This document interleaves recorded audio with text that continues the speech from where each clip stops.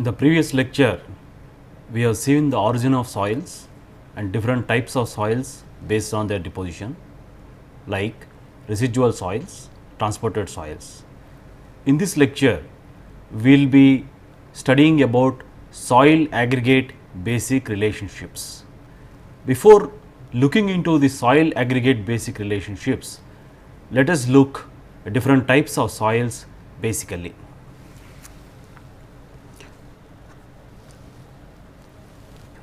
If you see, this is a coarse grained sand with coarse particles having different shapes and sizes.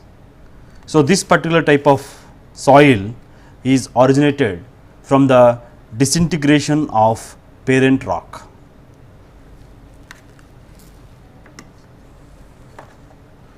This is the similar type of the sand which is originated from the fine weathering of the rock into forming something like fine particles. This is called some medium coarse to fine sand. So, we have seen different types of typical types of sands, coarse and fine sand. Let us look the another type of the soil which is basically silty in nature. The particles are very fine, but not finer than clay particles. This particular type of soil has predominantly silt particles which are followed by clay particles. That is why this particular soil is called clayey silt. And this particular soil, which is also known as black cotton soil, this is basically an expansive soil which is prone for shrink swell characteristics. This is due to the prevalent mineral in the particular soil. The black color of the soil can be noted. This particular soil is known as red soil, which is predominantly having silt particles as well as some fine clay particles and coarse sand to fine sand particles, which is with the color it is known as red soil, but it is generally collected from southern India, a place called Malaprabha in Karnataka.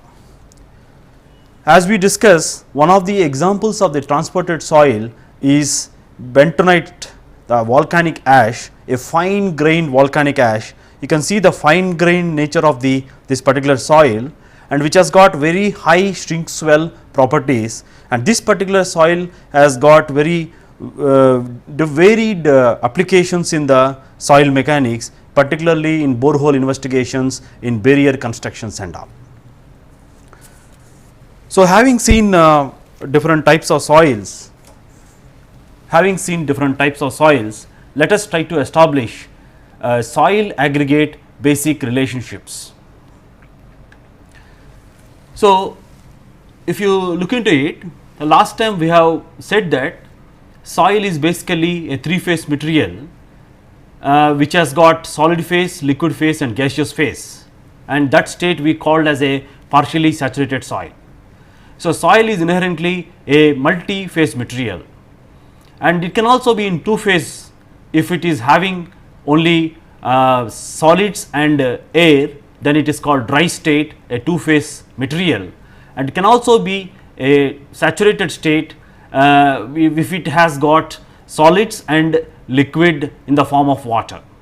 Now, with this background, let us try to establish relationship and try to express obtain different properties of soil mass. So, if you look into it, this particular diagram is a idealized three phase system for a partially saturated soil. So, what you see in this particular block diagram, where the green particles are all solids, soil solids, and the brown ones they are organic matter, and the other particles which are in white color, they are actually voids which are filled with air. The rest of the mass which is lined with broken lines and that indicates the voids which are filled with water. So, this is a soil which has got solids, liquids and air in it. So, this particular type of soil is called a partially saturated soil. Generally, this can occur above the groundwater table, that is in the Wadhous zone.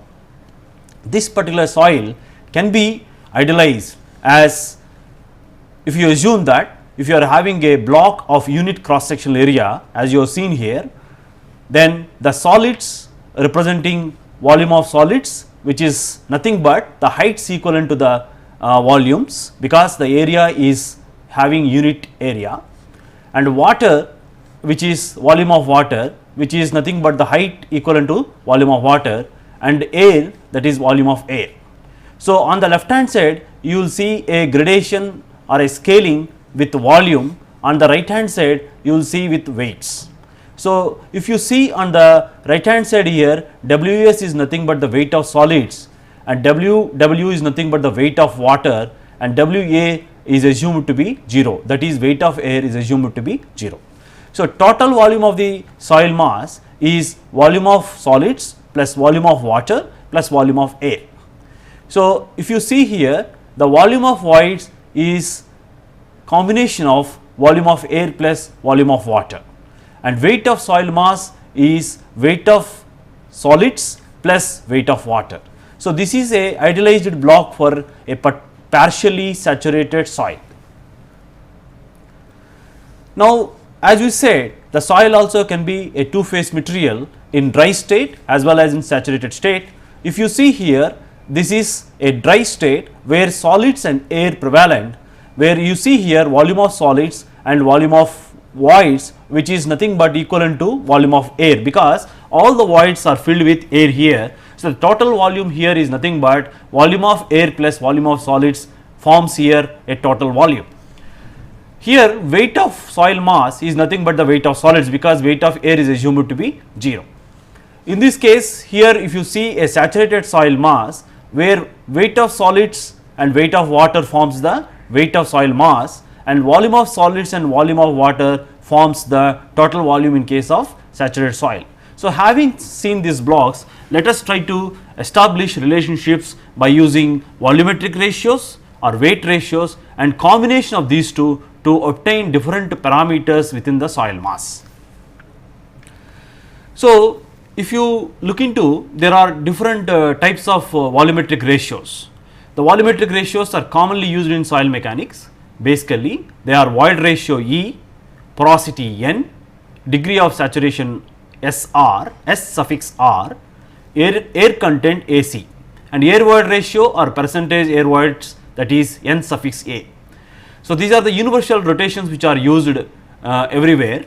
So, void ratio is indicated with a small letter E, porosity N, and degree of saturation S suffix R, air content AC, and air void ratio or percentage air voids Na. Now, let us try to define these parameters and try to establish relationship among them. Now, as we said, the first volumetric ratio is void ratio E. Void ratio E is defined as the ratio of the volume of voids to the volume of solids, that is volume of voids to the volume of the solid mass is nothing but a void ratio. Volume of voids refers to that portion of the volume of the soil not occupied by the soil grains, that is volume of voids refers to the portion of the volume of the soil not occupied by the solid grains. Since the relationship between the volume of air and volume of water usually changes with groundwater conditions as well as imposed loads, it is convenient to designate all the volumes not occupied by solid grains as void space, that is volume of voids V suffix V. So, in this slide we have tried to define the void ratio as ratio of volume of voids to volume of solids. Now, let us try to define look into the different ranges of void ratios. If you see, if E is equal to 0, that indicates that the material is having no voids, that is absence of voids, that means that there is a such that is called a solid material. If the void ratio is greater than 1, that means that volume of voids are much greater than volume of solids, that can be possible in the soil mass. if you take the different soil types and void ratios E, for a uniformly graded sand in a loose packing, that is uniform sand in loose state, the void ratio can be 0.85. A mixed grain sand in a dense packing state, that means that mixed grain in the sense the particles has got different ranges of, the soil has got different ranges of particles and which are packed as close as possible, that indicates that a dense packing. In that case we can get a void ratio which is as low as 0.43. Soft glacial clay which is obtained through glaciation can have a void ratio about 1.2. Soft highly organic clay can have a void ratio 3.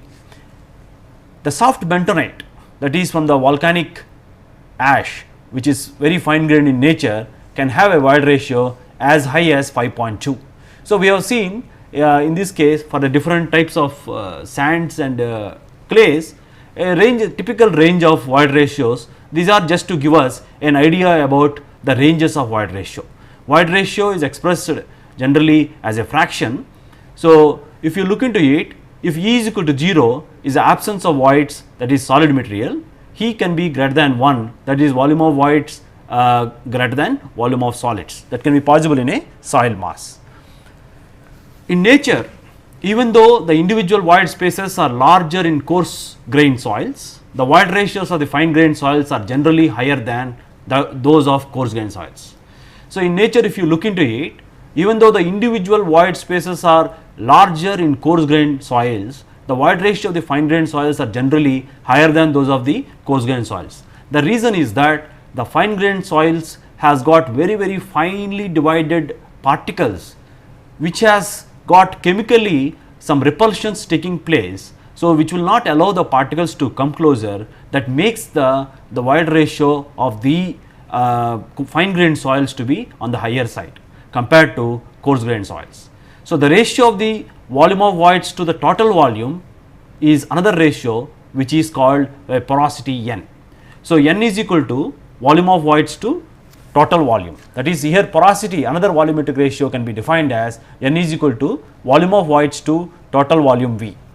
So, but V is equal to Vv plus Vs, that is volume of voids plus volume of solids. So, this can be rearranged as by taking Vs out, Vs common out, 1 plus Vv by Vs into Vs, that is 1 plus E into Vs. So, if you see, we have established a relationship between porosity and void ratio, that is N is equal to E by 1 plus E. So, if you know the void ratio of a given soil mass, you can calculate the porosity of the soil mass. If you know the porosity of a soil mass, you can estimate the void ratio by using E is equal to N by 1 minus N. So, in this slide what we have seen is that in nature the fine grained soils supposed to have very high void ratio because of the high repulsions which are taking place between the particles than the coarse grained soils, and we also have defined the porosity N is equal to volume of voids to total volume. If you look into the range of the porosity values of a soil, the porosity of N of a soil cannot exceed 100%, that is it has got a value ranges from 0 to 100.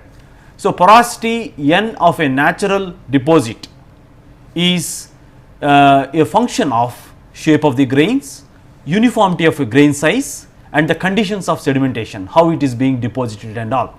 And generally porosity is expressed as a percentage, For natural sands, the porosity of a soil mass can range from 25 to 50%.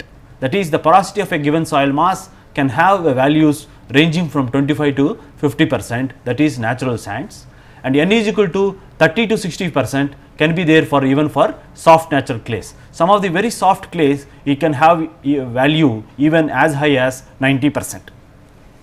So, the range of the upper limit of the porosity value can be 100% and the range is from 0 to 100, and the porosity N of a natural deposit is a function of the shape of the grain. That means that the grain can be angular, sub-rounded or rounded in shape, or uniformity of grain size. That means that whether it is uniformly graded, that means that all the particles are having same size or particles having different ranges, then in that case there is a possibility that a decrease in the porosity. And the conditions of sedimentation, that means that different types of sedimentation is possible. Maybe when the soil is getting sedimented, it can have a loose packing as well as dense packing. If you look into it, we have defined void ratio and porosity. Out of void ratio and porosity, the void ratio is used frequently in soil engineering because basically void ratio and porosity, if anybody has got the values, one prefers to use void ratio because any change in the volume is a direct consequence of a similar changes in volume of voids and while volume of solids remains the same. For example, if you look the definitions of void ratio is equal to volume of voids to volume of solids, and N is equal to volume of voids to total volume. So, if any change takes place in the porosity, both numerator and denominator changes because volume of voids is supposed to change, and if there is a change then total volume changes place. So, the porosity, where by definition it has got both numerator and denominator, it experiences a change. Whereas, in case of a void ratio, only the numerator part will change and the volume of solids remains same. So, for the settlement calculations, for any other purposes, we use void ratio frequently. Before defining another volumetric ratio, that is degree of saturation, very important parameter for a given soil mass is water content, and this is also called natural moisture content. Generally, based on the mineral it has, the soil also has some hygroscopic moisture content, that is the amount of water it can absorb from the atmosphere. So, the water content W or a moisture content is given as weight of water to weight of solids. So, this is generally expressed as a percentage, where weight of water is equal to the weight of W, it is indicated as weight of W, weight of solids is equal to weight of solids in dry state is equal to Ws. The natural water content of a fine grained soils is generally greater than coarse grained soils, and this is generally expressed as a percentage, and there is no upper limit for the water content. So, fine grained soils, again based on the mineralogical composition it has, the fine grained soil supposed to keep higher moisture content than the coarse grained soils. So, the water content or moisture content is defined as weight of water to weight of solids in dry state. So, this particular ratio expressed as a percentage is called water content. The natural water content of a fine grained soils is greater than coarse grained soils. This is merely due to the mineral the soil possesses. Now, let us try to deduce the other volumetric ratio called degree of saturation. So, for a fully saturated soil water system, since the voids will be completely filled with water, because saturated soil mass, all the voids are completely filled with water. So, we can write volume of voids into gamma W, that is the unit weight of water, is equal to weight of water. For a partially saturated soil, that is for partial saturation, Vv minus Va is nothing but volume of water into gamma W, again it gives us weight of water. So, for a completely saturated soil, Vv gamma W is equal to weight of water, where gamma W is the unit weight of water. For a partially saturated soil, Vv minus Va into gamma W is equal to weight of water. So, from this, the relationship for the degree of saturation is expressed as SR is equal to degree of saturation is equal to Vv minus Va gamma W divided by Vv gamma W. So, Vv minus Va gamma W is again nothing but weight of water, Vv gamma W is nothing but the weight of water. We are just expressing and rearranging the terms with Vv minus Va can be written as Vw, and keeping Vv as Vv, with that we can write SR is equal to Vw by Vv, where Vw is the volume of water in the voids and VV is the volume of voids. So, SR is the ratio of the volume of water to the volume of the void space, that is amount of water in the voids of a soil mass is the degree of saturation. So, SR is the ratio of the volume of water to the volume of voids. Generally, this is expressed as a percentage, and this has got a range from 0 to 100. The upper limit of a degree of saturation of a given soil mass is 100. If SR is equal to 100, that indicates that the soil is completely saturated. So, for a completely dry soil, SR is equal to 0. For a completely saturated soil, SR is equal to 100%. In case of a partially saturated soil, the degree of saturation varies from 0 to 100%. So, hence the relationship for SR we have expressed as SR is equal to VW by VV, where volume of water to the volume of voids into 100 expressed as a percentage is the degree of saturation. Now, we have said that for a partially saturated soil, the degree of saturation can range from 0 to 100. For example, if a soil mass is found like in the diagram here, cross section of the profile of the soil is shown here. You are seeing here a water table. The soil above the water table is supposed to be in a partially saturated state, which also depends upon the type of the soil, and the soil below the groundwater table supposed to be completely saturated. All the voids in the soil are supposed to be filled with water, and degree of saturation supposed to have 100%. If you look into here, the soil above the groundwater table, if it is in the partially saturated soil, it can have a degree of saturation value anything ranges from 0 to 100%.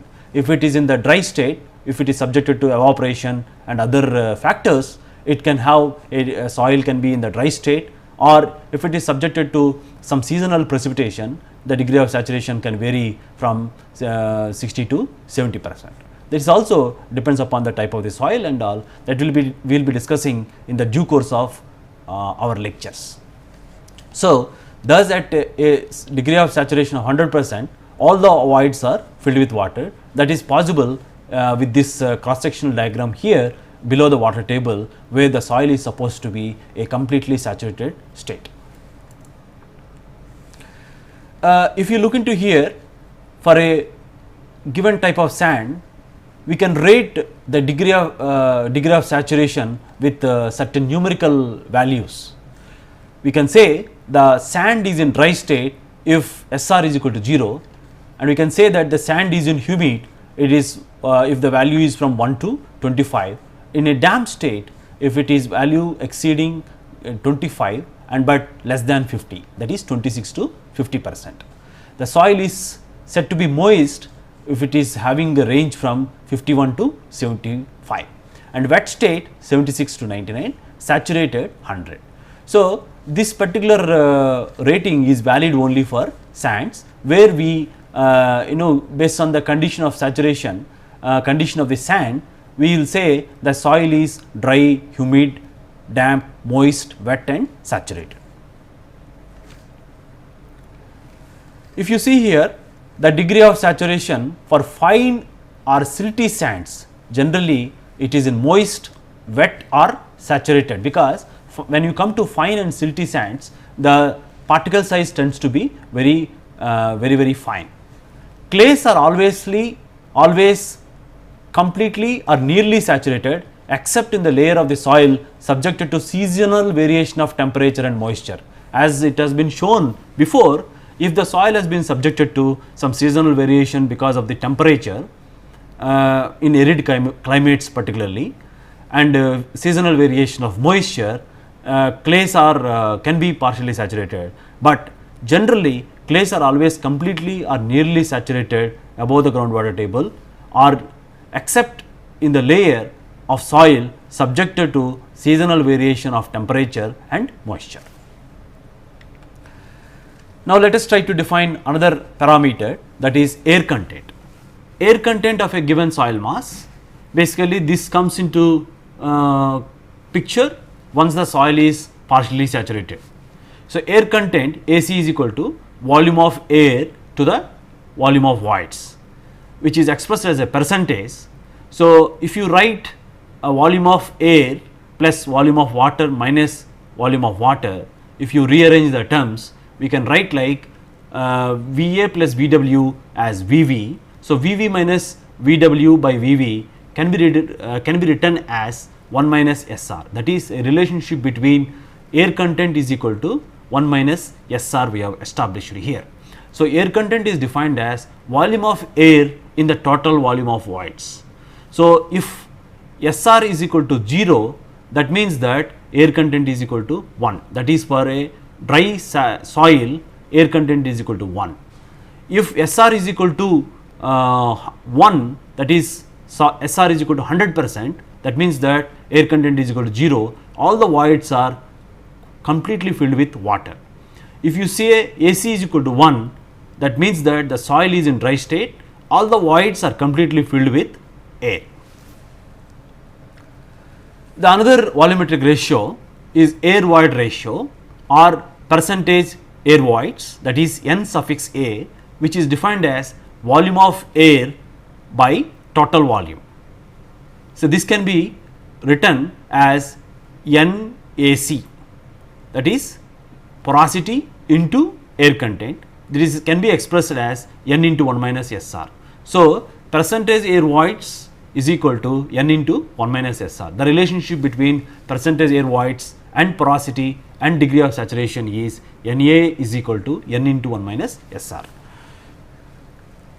Having seen different volumetric ratios and defined water content, now let us try to look into another important parameter in soil mechanics is the unit weight of a soil mass, which is nothing but unit weight is equal to, which is indicated by gamma is equal to weight by volume, that is weight of a soil mass to the total volume of a soil mass. This is one of the most important physical properties of a soil. The unit weight must be expressed with due regard to the state of the soil. Generally, the unit weight of a soil mass is a function of the unit weight of the individual solid constituents. Suppose if the soil has got lightweight particles, the soil can be having a less unit weight, or if the soil is having less porosity or more porosity, it can affect the unit weight of a soil mass. If the soil has got degree of saturation, that is SR is equal to 0 or SR is equal to 1, that means that it will vary from 0 to 100%. It can also influence the unit weight of soil mass. So, unit weight of a soil mass, we say that is a function of unit weight of the solid constituents. This is one of the phases of the soil phase, and N, that is the porosity and degree of saturation. So, if you know the unit weight of a soil mass, for example, in this diagram here, one of the applications is shown here, a cross section of a retaining wall and a backfill.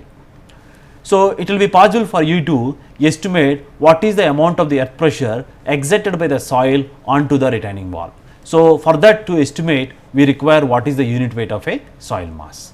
For example, in this cross sectional diagram, you are seeing a soil top ground surface, and at a depth z below the ground level, if you wanted to establish what is the vertical stress at that particular point, then you are required to determine what is the unit weight of a soil mass.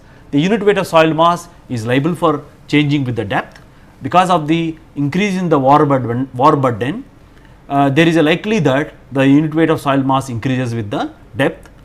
But if the soil has got different stratas, that is different types of soils, for example, a silt layer, sand layer and clay layer, individual unit weights. So, if you take the summation, we can take as gamma average. So, that if you take gamma average and at a particular depth, we can calculate what is the vertical stress at that particular depth. So, the unit weight is an important property of a soil mass. It is required from the application point of view to determine, for example, a lateral earth pressure on a retaining wall or a vertical stress at a particular depth below the ground surface. Now, let us try to define different unit weights. That is, one of the unit weights is bulk unit weight, gamma bulk. this is basically for a partially saturated soil where you have got solids, water and air in it. Air occupying the volume. From the contribution from the weight of air voids is equal to 0. So, bulk unit weight of a soil mass is defined as total weight of soil mass to the total volume, that is nothing but weight of water plus weight of solids plus weight of air is equal to 0. So, weight of water plus weight of solids divided by total volume, which is nothing but volume of voids plus volume of solids, that is nothing but volume of water plus volume of solids plus volume of air. So, for a saturated soil mass, gamma bulk can become gamma sat if volume of air is equal to 0. That means that weight of water plus weight of solids plus volume of water plus volume of solids. All the voids are filled with water. So, total volume now here is volume of voids plus volume of solids, that is nothing but volume of water plus volume of solids, where here saturated unit weight of soil mass is indicated by gamma suffix sat. This indicated that gamma sat, which indicates that the saturated unit weight of a soil mass. So, the bulk unit weight we have defined here as total weight of soil mass to the total volume, which is nothing but weight of water plus weight of solids divided by total volume, which is nothing but volume of water plus volume of solids plus volume of air. Dry unit weight gamma d, that is for a dry soil, gamma d is equal to Ws by total volume, that is nothing but gamma d is equal to Ws by Va plus Vs. In this, volume of water is equal to 0 because the soil is dry completely. So, volume of water is equal to 0. So, we say that gamma d is equal to Ws by V.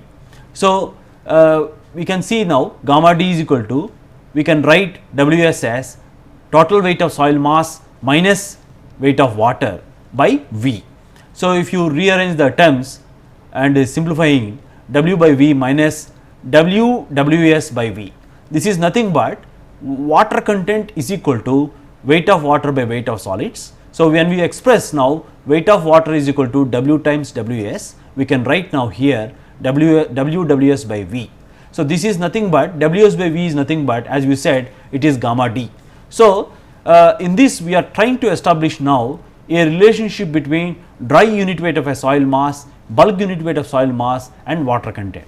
That relation is now deduced as gamma d is equal to gamma bulk by 1 plus W, where W is the water content or moisture content of a soil mass, gamma bulk is the particularly is the bulk unit weight of soil mass, gamma d is the dry unit weight of a soil mass. So, this is generally required for embankment construction also. If you know the water content of a soil mass which has been compacted, and if you know the bulk unit weight of soil mass, you will be able to estimate the dry unit weight of a soil mass.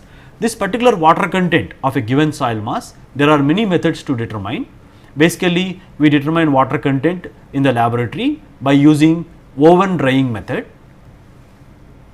In this oven drying method, generally the soil mass of 50 to 100 grams kept in the oven for about 24 to 48 hours at a temperature of around 105 to 110 degrees centigrade.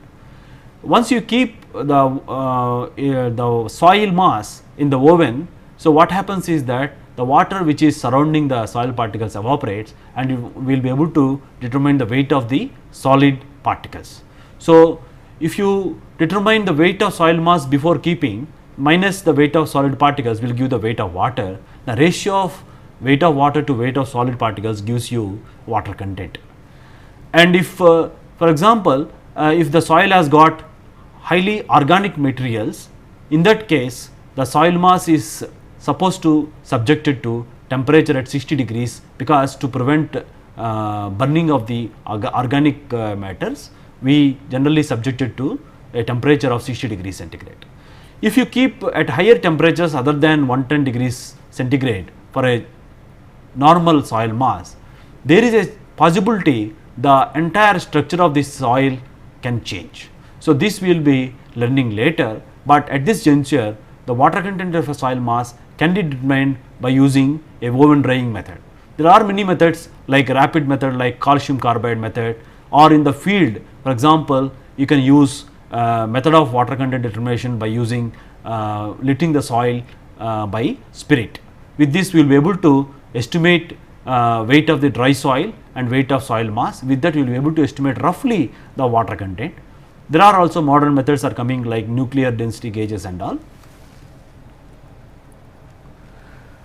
Now let us try to define very important parameter in soil mechanics is the specific gravity. The specific gravity is the ratio of the unit weight of the substance to the unit weight of the water. So, unit weight of the substance and unit weight of the water at 4 degrees centigrade is actually defined as specific gravity. In soil mechanics, specific gravity generally refers to the specific gravity of the solid particles Gs and is defined as the unit weight of the solid particles to the unit weight of water. The unit weight of the solid particles we have not defined earlier, we have defined only the dry weight of the solid particles, dry unit weight of the solid particles, that is gamma d is equal to Ws by total volume. The unit weight of the solid particles is defined here as weight of the solid particles to the volume of the solid particles. If you say gamma s is the unit weight of the solid particles, which is nothing but Ws by Vs. So, with the definition of specific gravity, we can write now Gs is equal to gamma s by gamma W. That means that gamma s is equal to unit weight of the solid particles and gamma W is unit weight of water. So, if you express now gamma s is equal to Ws by Vs, so Ws by Vs gamma W. So, if you know say volume of solids, if you know the unit weight of water, generally gamma W unit weight of water is 9.81 kilonewton per meter cube, or in the problems for using the computation we can use gamma W is equal to 10 kilonewton per meter cube. So, by knowing Gs we will be able to determine Ws is equal to Gs Vs gamma W. The weight of the solids is equal to specific gravity of the solids times volume of the solids times unit weight of water. How to determine the specific gravity of a given soil mass in the laboratory? There are many methods, but the volume of the specific gravity of a given soil mass can be determined in the laboratory by using a specific gravity bottle method. So, for this let us take a specific gravity bottle of known volume, measure the weight of the empty specific gravity bottle, let that weight be W1, let that weight be W1. That is, here what you have seen, W1 is the weight of the empty specific gravity bottle. Now, take known amount of weight of the dry solids, that is this brown portion is solids, and measure the weight of the solids with bottle, that is W2 is equal to W1 plus dry soil. Now, fill this bottle with water completely and see that entire entrapped air in the voids of the soil mass is driven out. That is possible by tamping the soil mass or by subjected to boiling. With that we will be able to drive out all the entrapped air within the soil mass, otherwise we will be leading to determination of a false specific gravity of the solid particles. So, W4 now, to determine W4, completely wash the contents which you have used for measuring W3, completely remove the soil mass and the water, clean it completely and determine the weight of water with the bottle, that is W4, W1 plus water filled completely up to the brim of the bottle, you determine that is W4. Now, we are required to determine specific gravity of the solids by establishing gamma s by gamma W. So, let us try to look into it. This can be possible by determining weight of soil solids by weight of water volume equivalent to that of water. So, here weight of solid solids nothing but W2 minus W1, that is weight of the dry soil minus weight of the bottle will give me the weight of the soil solids, and weight of water volume equivalent to that of water is W4 minus W1 minus W3 minus W2. If you see directly, you are actually determining the weight of the water volume of the weight of the water in the volume of the solids equivalent to that of water. So, if you see here with this expression we will be able to determine the specific gravity of the soil solids. For most soils GS ranges from 2.5 to 2.9. For example, if the soil has got a mineral hematite mineral, it can have specific gravity ratio more than 2.9. For example, if the soil is originated like from the coal ash, where it can have the value as low as 1.9. For example, if the specific gravity of municipal solid waste can be much lower because of the organic matter. And the GS for the sands, for most of the sands, it has got a range of from 2.65. So, GS is equal to 2.65 for most of the sands, and general range of the specific gravity of the soil solids for a soil mass is from 2.5 to 2.9. Let us define also another parameter called mass specific gravity. In case of a partially saturated soil, that can be defined G suffix m as ratio of bulk unit weight of a soil mass to that of unit weight of water.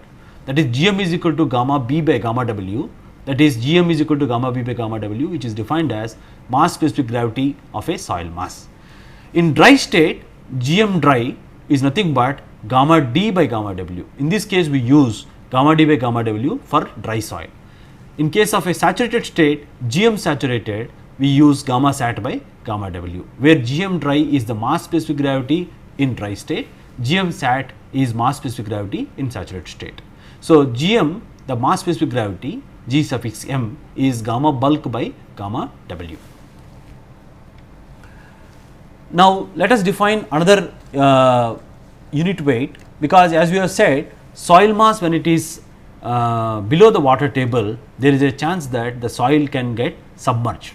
So, in that case, in order to complete the vertical stresses, we need to take the Bionance effect of the water into account. So, submerged is equal to submerged unit weight is equal to gamma dash, or Bionant unit weight can be defined as weight of the soil inside the water to the total volume. So, let us assume a element of the completely saturated soil mass having volume of solids and volume of water. Now, all the voids are completely filled with water, and which has got weight of water is the weight of the water which is there in the volume of water, volume of the voids, and weight of solids is Ws. So, in this case, now if you treating the whole soil mass as a unit, now we can write weight of the soil mass inside the water is Ws plus Ww minus V gamma W is the water which is replaced, that is V gamma W, taking into the Bionant effect into consideration. If you rearranging the terms, we can write W plus W by V minus gamma W. This is nothing but gamma sat minus gamma W. So, the submerged unit weight of a soil mass is defined as gamma sat minus gamma W. So, if you know the saturated unit weight of a soil mass, we can determine the submerged unit weight by subtracting the unit weight of water. That is, gamma dash is equal to gamma sat minus gamma W gives us the submerged unit weight of soil mass. Now, having defined unit weights, water content, different volumetric ratios, let us try to establish basic relationships using two approaches basically. One is called specific volume approach and the other one is called total volume or unit volume approach.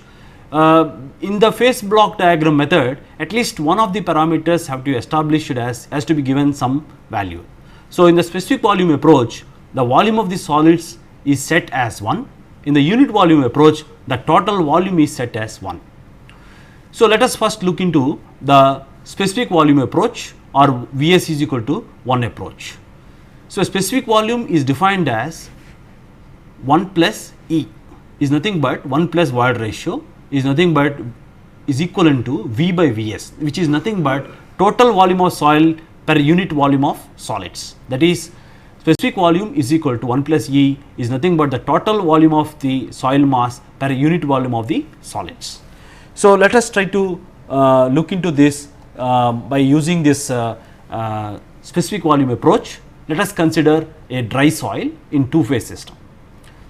On the left hand side we have got volume scale, on the right hand side we have got weight scale.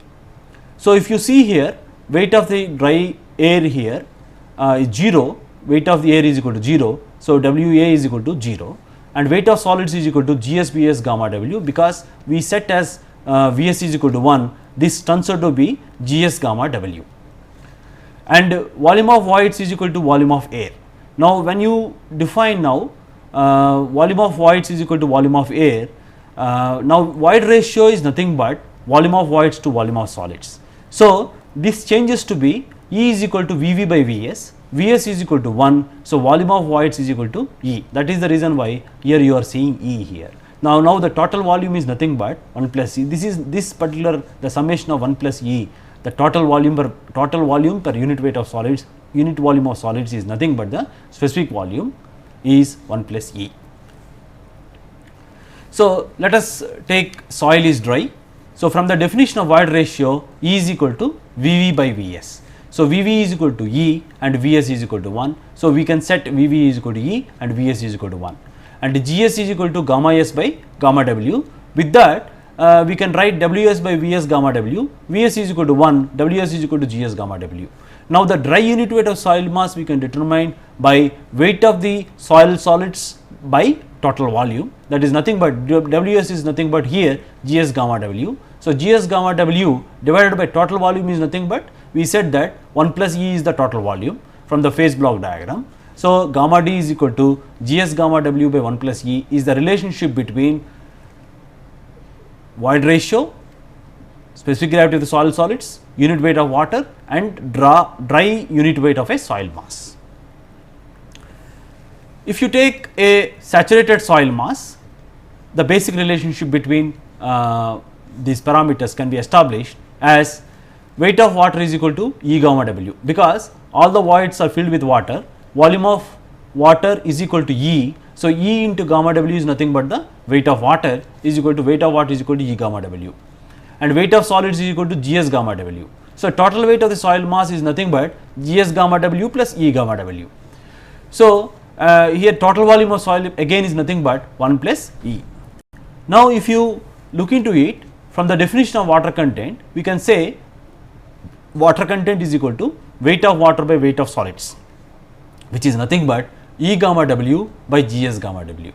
So, for a fully saturated case, now we have deduced a relationship between water content and specific gravity of solids and void ratio, which is nothing but E is equal to WGS for a fully saturated case, and gamma sat is equal to W by V, which is nothing but weight of the soil mass to total volume, that is Gs gamma W plus E gamma W by 1 plus E. So, we have established for a saturated soil mass and a dry soil mass by using the phase block diagrams, and we said that gamma D is equal to Gs gamma W by 1 plus E for a dry soil mass, and gamma sat, the saturated unit weight of soil mass, is equal to Gs plus E gamma W by 1 plus E. Now, having seen the soil in a partially having seen soil in a dry state and saturated state, as you said that soil can generally exist in partially saturated state above the groundwater table. So, in this case, let us try to establish relation here, where you have got three components: air, water and solids. You see here volume of water is equal to WGS, and weight of water is equal to WGS gamma W. So, Ws is equal to Gs gamma W. So, for a partially saturated soil, if you look into it here, we can establish relationship from the definition of the degree of saturation as SR is equal to volume of water by total volume, volume of water divided by volume of voids is equal to WGS by E. So, E is equal to WGS by SR, that is for SR is equal to 1, E is equal to WGS. So, gamma D is equal to Ws by V. So, for a partially saturated soil, we can write gamma D is equal to Gs gamma W by 1 plus WGS by SR. So, here we have established it from the definition of the degree of saturation that is SR is equal to volume of water to total volume of voids as a relationship between void ratio and water content, specific gravity solids and degree of saturation as E is equal to WGS by SR. If you see here, for SR is equal to 1, E is equal to WGS. So, this is valid for a partially saturated soil, that is basically a soil with a 3-phase system. Now, let us try to derive a relationship between dry unit weight of a soil mass, specific gravity of the solids and weight water content and percentage air voids NA. So, this we can deduce by using the definitions whatever we have learnt in this lecture. Volume of soil mass is equal to volume of solids plus volume of water plus volume of air. So, using volume of solids is equal to Ws by Gs gamma W. So, volume of water is equal to weight of water by gamma W. So, now rearranging the terms, we can write 1 is equal to Vs by V plus Vw by V plus Va by V, which is nothing but Na, that is percentage air voids. Now, rearranging the terms, 1 minus Na is equal to Vs by V plus Vw by V.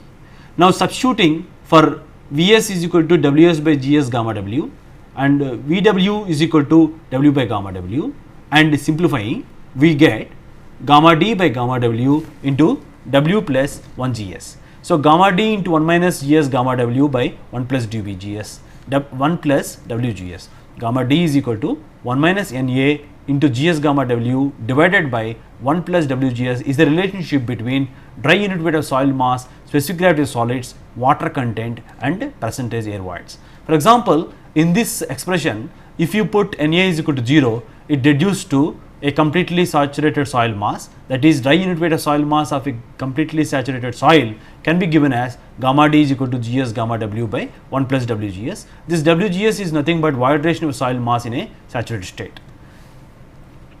So, in this lecture we have tried to determine soil aggregate relationships and we have tried to establish relationships using two approaches basically, specific volume approach and total volume approach. So, in the next lecture we will try to look into the total volume approach and we will try to solve some typical problems to understand about the deductions whatever we have deduced in this class.